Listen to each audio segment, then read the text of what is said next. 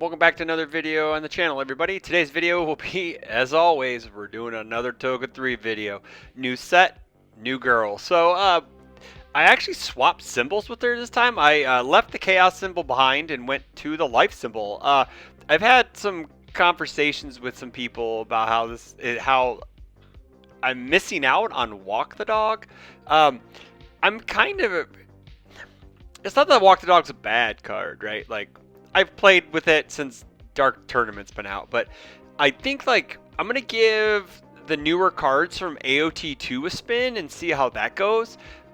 Plus, also, I believe that Life's defense is just kind of better overall. Like, they get fast strength, we get high value target, we get keeping Aerie safe because Paul Phoenix is a thing.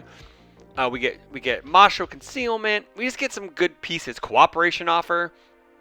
We get some good defensive pieces to go along with our very, very stellar offense. And that was the number one thing I've always struggled with the Chaos deck. Yeah, I cited like Broken Psyche, Genkai's Guidance, and stuff like that. I never really mainboarded it because I was like, well, I'm just going to kill people before they can kill me. And sometimes when you whiff, you whiff. And then also when you bring in the sideboard pieces, it's like, if you don't draw them, yeah. But I'd rather have my offense, like she just carries the offense herself, and have my foundations carry the defense. And I'm going to try that out. So for those who don't know what Toga 3 does, she's a 628 response. After you play a weapon attack, your rival commits a foundation. Enhance, if this is the first attack you've played this turn, it gets 3 speed, 2 damage. Also, once per turn, after your attack deals damage, you may add 1 card from your discard pile to your momentum. So let's just get into the attacks, and I'll explain how they interact with the characters. So right off the bat, we're looking at Duel the Ackermans from Origins of Power. It's a 5 difficulty 3 check, 2 high block, 5 high for 4, Echo, ranged weapon, Blitz, destroy 1 rival foundation, committed rival foundation. Your rival may lose 3 health to cancel this ability. So Toga has a really, really cool interaction with this card, right? Like when we play the card, we respond with Toga, our rival commits a foundation, and then we blitz. They have to destroy that one they just committed, or they're going to lose 3 health. So she gets to play this really cool resource denial variant of a game. Like, are you really, like, if they don't have any face downs, obviously they're going to have to commit a face up. They're probably not going to want to lose that, especially on turn 2, so they're going to burn 3. And then you get to add your stats to it. 3 speed, 2 damage, becomes an 8 high for 6. If that hits, you get to respond before the Echo keyword fires, because they're both of your effects, and you choose. So you get to snap the momentum in, and then pay for Echo or not. So technically, you could really do 12 damage with this move with 1 momentum. In theory. But if they don't want to lose the foundations, they burn an extra 6. So they technically burn 8. They will take 18 on 1 attack if they do not want to lose the foundations, and they don't have a block or they can't take it. Granted, the second one is only coming in at a 5 high for. Oh, sorry, it's only coming in at a 5 high for 4. So yeah, technically it's only for 16 damage, not 18. My bad. Sorry, my math is off. Is my math still off? 16. Yeah, no, it's right. 16. Yeah, sorry, my bad. Next up is Connie's Incapacitating Strike. I call this Deception Dagger Jr. 4 difficulty 3 check, +1 mid block, 4 high for 3, stun 1, weapon, blitz. This is the second card you have played this turn. Add the top card of your deck to your momentum. So we love stun on weapons in Toga because we commit with her R, and then we get to call stun. So it's almost like a stun 2. Sure, its stats aren't the greatest, the 4 high for 3, but we get to add more momentum to top card of our deck to our momentum for other effects, like echoes or incredible display. You know, just ways to just use momentum efficiently. Next up is, speaking of another way to use momentum, Hanjei's Thunder Spear Strike. 4 difficulty 3 check, 2 low block, 4 low 4, powerful 3, ranged weapon. Static if you have 10 or less, I guess it's all static. If you have 10 or less health, this attack gets -1 difficulty. Cool, so late games, it actually helps you push through. And then if a foundation has been destroyed this turn, this attack gets +2 speed and 1 damage. So if you're able to destroy a foundation before you play this, it becomes a 6 low for 5 with powerful 3. On a 3 diff if you're at 10 or less health. That's pretty sick, right? That's like super good. It's very good value. Next 2 attacks are really no-brainers. It's 4 copies of Black Abyss. It's a 5 difficulty, 3 check, 1 low block, 5 low for 6. If this card's added to your momentum, add it face up. Enhance. If this attack deals damage, your next check to play an attack gets +1. Enhance momentum. Once per turn, this attack gets +X speed and X damage. X equals the number of copies of Black Abyss in your momentum. This card just scales infinitely to kabillions and beyond. It's a very good poke, an 8 high, an 8 low for 8. Technically, stun 1 is a fantastic poke to lead in on turn 2. Yeah, it's just a very, very good card. Next up is 4 copies of Deception Dagger, 5 difficulty, 3 check, 2 high block, 2 mid for 5. Again, if it's added to your momentum, you add it face up.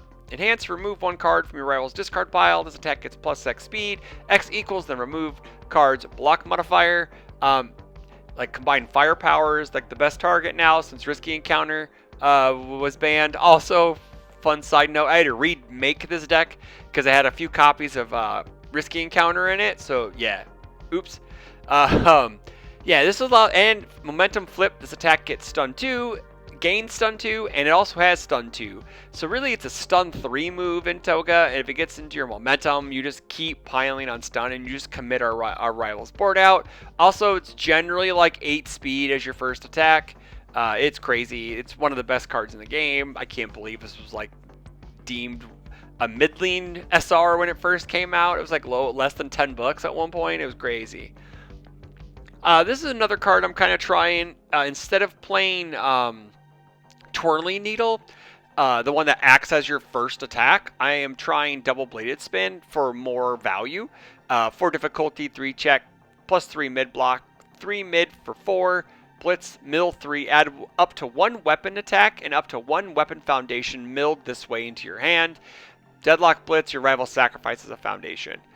Now, I do not believe we play a weapon foundation at all. Correct. So we're just looking for a weapon attack. We're looking to mill 3 to get a weapon attack. So this is probably going to come out for the Twirling Needle just because it's just a better card, which I'll probably just change that after this video is done, because I think that might actually be the better play, because it's a 4 high for 3. And it carries 2 speed to the next attack. Granted, it doesn't get you cards into your hand, which is one thing kind of Toga kind of struggles with. But again, it's a mill 3, add 1 weapon attack. So, you know, don't know. But also it puts cards into our discard pile so we can use for Toga's R. Moving on to foundations, we got Life has some of the best foundations in the game. It's crazy. Syndicate target, 0/6, 0 low block. If you block with it, you burn 1. You know, it's one of the best cards to return with incredible display against like Walk the Dogs and Black Abysses and stuff. Pro Hero number 10, 0/6, +1 high block again. Incredible display things. This is crazy. Like, I don't think we'll see these types of blocks ever again. I really think, like, well, not on zeros at least. We might see them on higher difficulty cards, but I don't think we'll see them on zeros anymore. 3 copies of Keeping Airy safe. We don't like being stunned. It's just, no one does. We do stunning. No one stuns us. We stun them. That's just the way it is. Copy of Fourth Wielder Danger Sense. This might change into something else. 1/5, 2 mid. Ally Vestige. Commit 1 foundation before you make a check to play this card as a block. Change this card's attack zone to mid, so it's a perfect block. Enhance flip, -2 speed. Which is good, because we love flip minus speeds instead of commit minus speeds. 3 copies of Horrifying Realization, 1/5, 2 mid, form flip. Each player discards 1 card, draws a card. If your rival discarded a foundation this way, they commit a foundation. So pretty cool. It's more of Toga and card cycling. 2 copies of Steadfast Resolve, 1/5, 3 low. Response, destroy 1 foundation. After an attack is played, it gets +1 or -1 damage. Sometimes we just need that extra damage to get there. Also, subtracting damage by 1, it's pretty decent. It can help you survive on partial blocking. Also, it allows us to stay weave in and out of deadlock. 3 copies of Curious About Quirks, 1/5, 3 mid. Response flip: after your rival plays a character ability, we draw a card, which is really good because who doesn't play their character ability, right? 3 copies of Fast Friendship, 1/5, 3 high. Flip: this attack gets -2 speed. If you have more face downs than your rival, its attack gets -3 speed instead. Next up is High Value Target, 1/5, 3 low. Static: when committing this card to pass a check to play a block, counts as 2. Also, response before one of your foundations would be destroyed due to a rival effect, destroy this foundation instead. 2 copies of Eaten by the Bearded Titan, 2/5, 3 high block. Tenacious Sacrifice: this attack gets -3 speed. This card's really good. I don't know why I never had it in my Toga decks before. It's just you're never gonna sack this when it's ready, right? So you're gonna use a way to get away to commit it. So if we pass checks while attacking and we fail, at least we have some defense. 2 copies of Shameless Haggler, 2/5, 2 high, low block. Enhance: discard 1 card, draw a card, and gain 2 health. Then your rival may also draw 1 card and gain 2 health. If you do, you get to do it again. It just throws off combat math. Also, we get to draw possibly up to 2 cards on our turn if we're attacking, and it's decent card cycle. 1 copy of Masho Concealment, 2/5, 3 mid. Response commit: after your rival plays an enhance ability on a foundation, cancel it. Team Masho thing don't matter. It's just a way to cancel enhances, and we love that. 3 copies of Death Maneuvers. Enhance: destroy 1 foundation. Your weapon attack gets +1 speed and 1 damage. Deadlock Enhance: your weapon attack gets +1 speed and +1 damage. So, like, probably, man, like, Instant Shining Flash probably just gets in here somehow, but I'm not entirely sure. Man, there's just too many good cards to play with this character. 1 copy of Vast Strength, 2/4, 3 mid block. Response: remove after attack is played. It loses all non-keyword abilities. Ryuku form doesn't matter. It's just really good defense. 3 copies of Incredible Display, 2/5, +3 mid. Response commit: discard a momentum after your rival plays a non-character responsibility, cancel it. Also, response commit: after you block with a foundation, we get to add it to our hand. Extends our hand for blocking. 3 copies of Cooperation Offer, 2/5, +3 mid. Enhance flip: return this attack to its printed zone. It gets -3 speed. Also, this is kind of cool. Commit: if this attack was played from anywhere other than your hand, it gets 2 damage. So we could Echo Duel the Ackermans and give it 2 extra damage, which is pretty sweet. And then 2 copies of the Viciousness of Kenny Ackerman, 3/5, +2 high block. Response commit: after your rival deals damage to a character, your rival loses 3 health. Your rival may discard a card to cancel his ability. Again, it's just more burn. Ways to get rid of cards out of your rival's hand if they don't want to take the extra 3. We love this. This is great.